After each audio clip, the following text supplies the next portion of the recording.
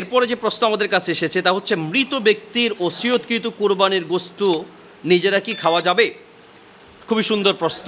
কোনো মৃত ব্যক্তির পক্ষ থেকে যদি আপনি কুরবানি করতে চান, এমনি নিজের থেকে যদি ওসিয়ত না করে যায়, তাহলে মৃত ব্যক্তিদের পক্ষ থেকে কুরবানি করা উচিত নয়, কারণ সাহাবীদের কাছ থেকে তেমন একটা আমল পাওয়া যায় না। আলী রাদিয়াল্লাহু তাআলা আনহু থেকে যেটা পাওয়া যায় যে তিনি রাসূল সাল্লাল্লাহু আলাইহি ওয়াসাল্লামের পক্ষ থেকে কুরবানি করেছেন, এটার সনদ নিয়ে উলামায়ে কেরাম মুহাদ্দিসগণ ইখতিলাফ করেছেন এবং মুহাদ্দিসগণের মতে এই হাদিসটি সহিহ নয় বরং জয়ীফ।